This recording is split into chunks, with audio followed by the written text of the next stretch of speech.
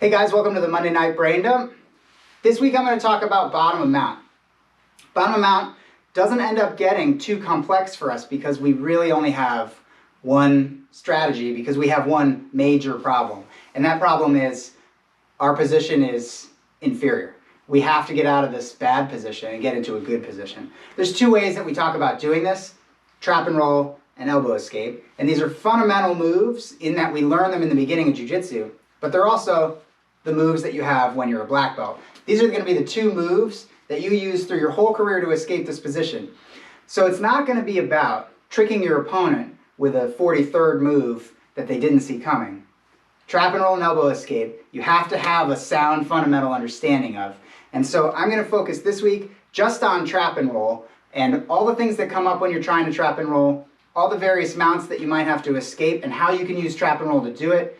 And we're going to focus just there for this week. So this week is trap and roll week. Stay tuned. Let's get started with some moves. So just to show the whole trap and roll, I swim between my opponent's arms, which for our purposes in this first section we'll assume are on the ground next to our ears.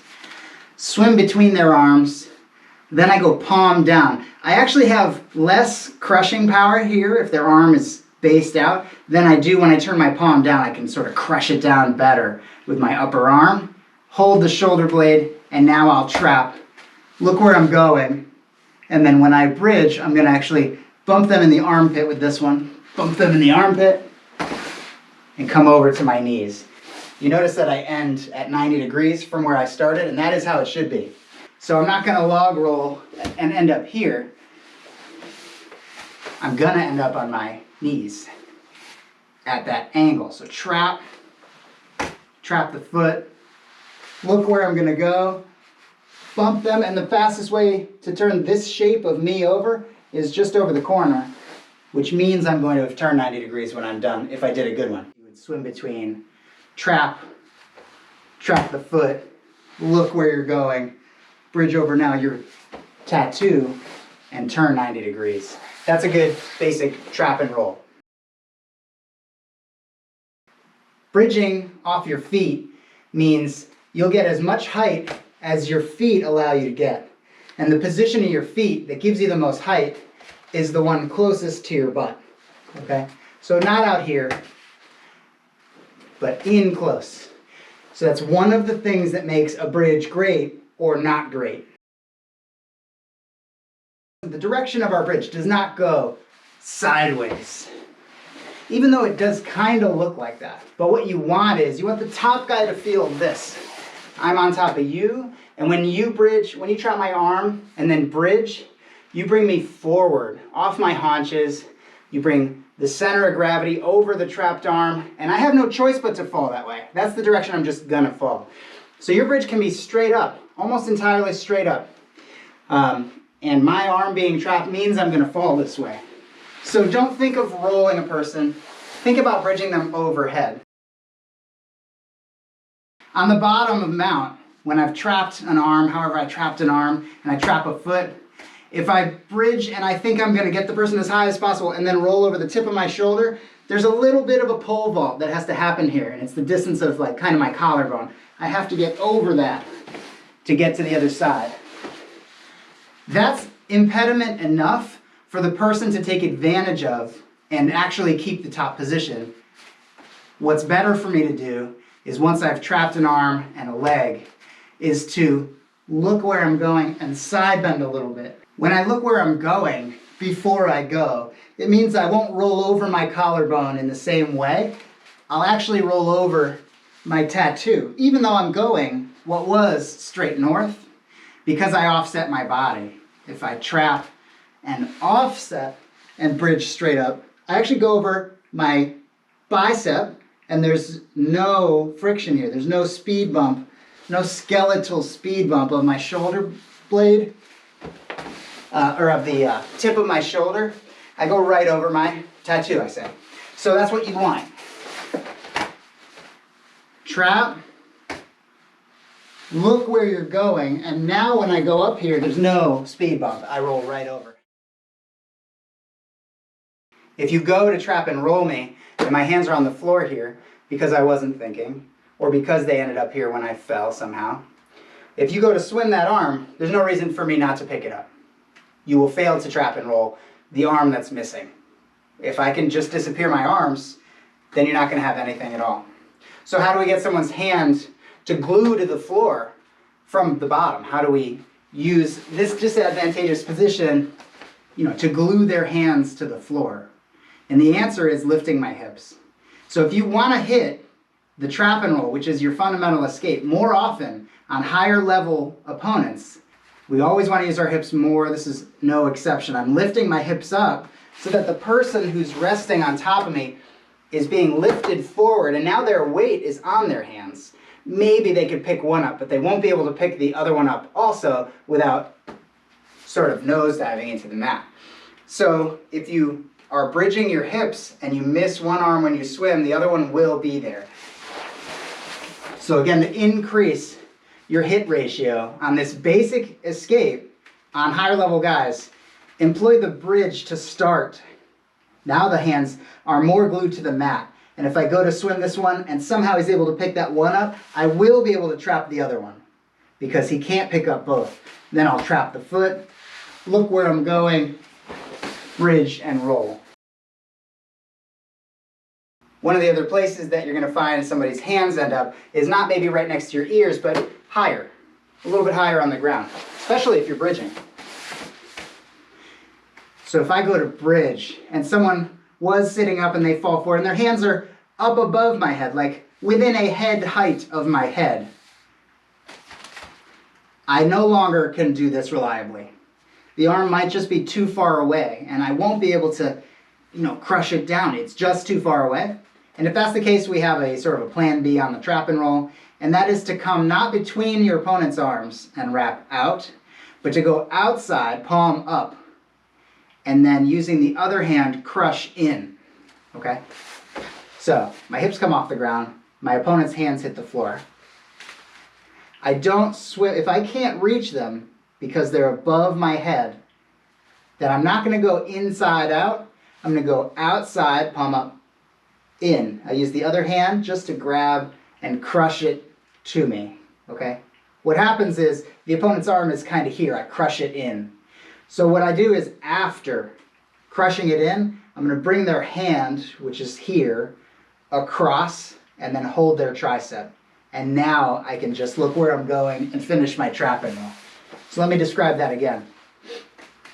My hips are up, the hands go above my head where I can't swim from the inside out. It's just too far away. I'm not strong enough here.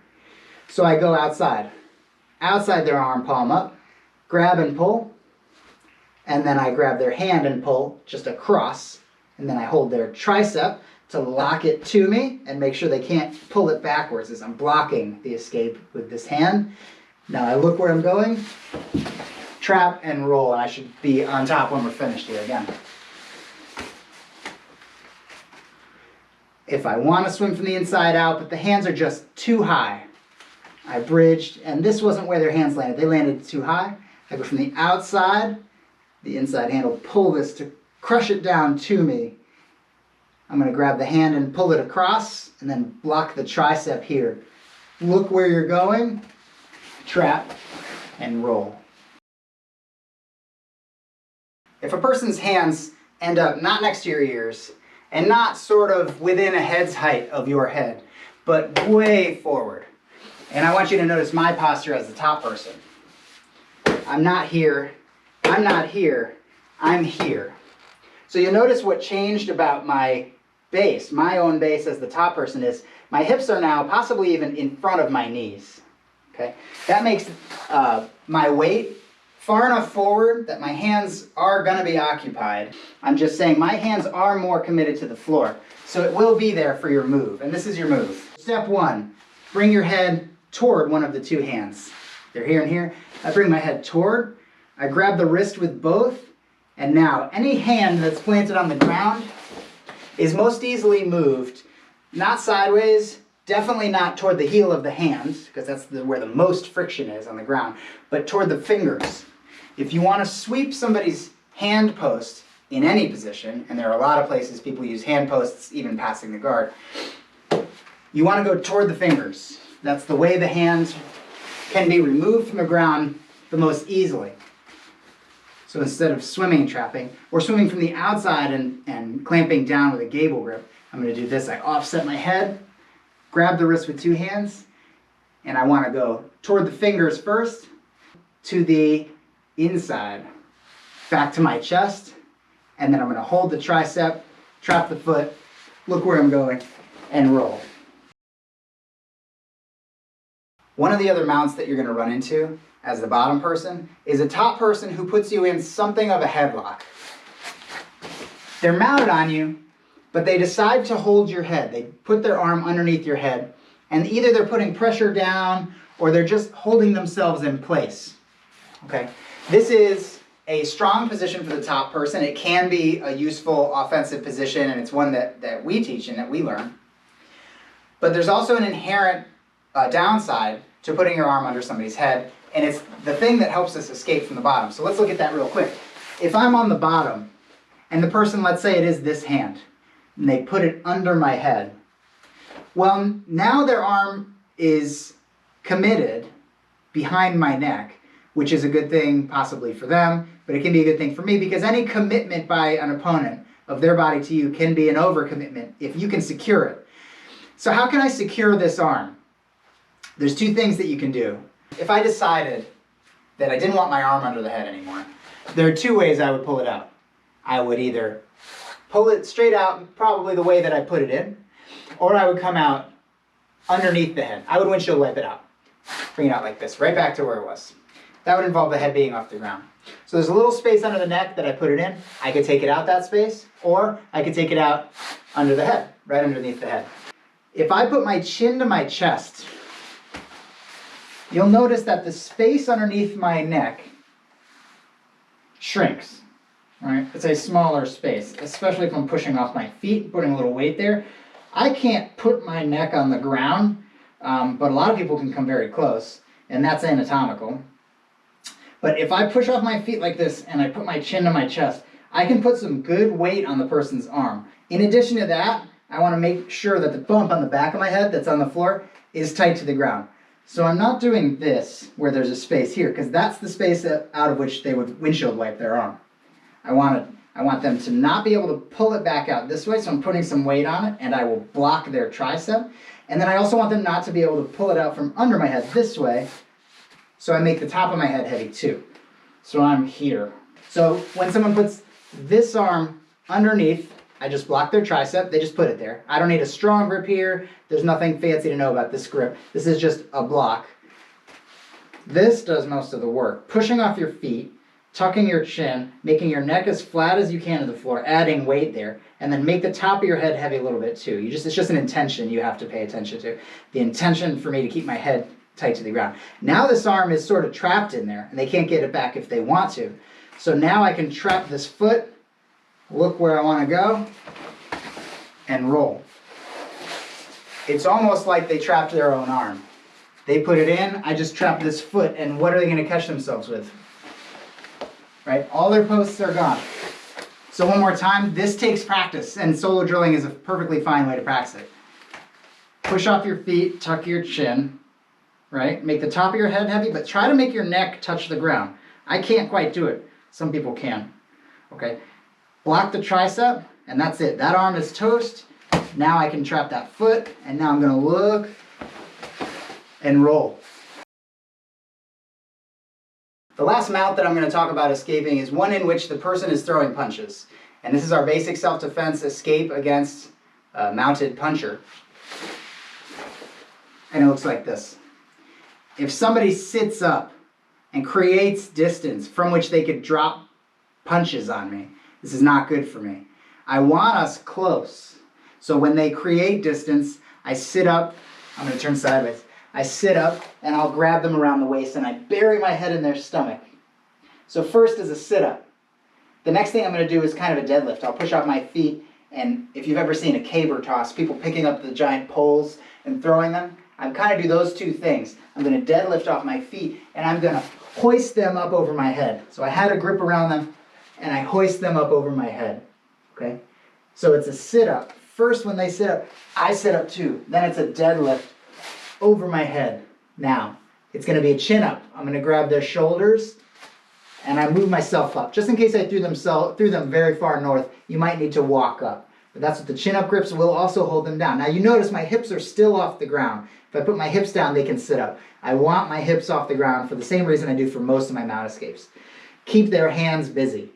Now I've got the shoulders. I'm going to reach around the back and wrap the back before I trap and roll. This first hand, wrapping is the job. Wrap. The next hand does the trap for the roll. This hand will swim inside, trap, and now I'll look where I'm going and hit a trap and roll. Okay, so wrap, trap, and roll. Wrap and trap are two different arms. Okay, turn this way. Someone sits up, I do a sit up, I get hold of them, then I'm gonna do a deadlift here, overhead. Sit up, deadlift, chin up. Scoot up if you need to, and then wrap, trap, and roll. Wrap, trap, look where you're going, and roll. Last time, sit up, deadlift, chin up, wrap, trap, and roll. If I allow my elbows to be in any way loose up or loose out, the person's knees can slide up higher into my armpits. That's a disadvantage to me. The higher their knees are in my armpits, first of all, my arms are at risk. I can't defend punches as well. I only have these little windshield wipers left once my upper arms are stuck up. And the biggest problem is my main source of power, which is bridging, goes away. If their hips aren't on my hips because they've moved up to my chest, because I allowed their knees up under here, then when I bridge, their butt doesn't even move.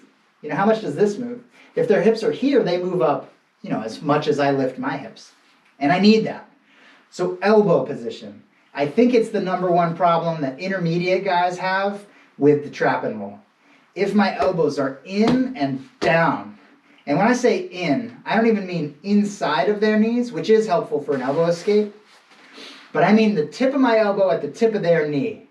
If you do it right, in a whole class, you might give a guy a little pinpoint bruise on their kneecap. You want the tip of your elbow right at the tip of the knee, and you want that thing low. You want their knees as low as possible. So there's, a muscle in our shoulder girdle that helps us extend down and traction our own arm, and you want to use that muscle. Okay, so you want your elbows. They aren't just anywhere. You're not just waiting to trap and roll with your arms up. Your elbows are in and down. Tips of your elbow against the tips of the kneecaps and down. Now, their hips have moved as south as I can probably get them, and now every bridge is more effective. Okay? The other advantage to this is if I was planning on trapping a foot, when I use my elbows to push their lower leg from knee to ankle south, well, I push their ankle further into this trap. And it means I don't have to be as flexible bringing my foot up to my knee or anything like that. Of course, I can shoulder walk to get it further north. But the other piece that can't be ignored is the elbows. So this is all about the importance of elbow position now.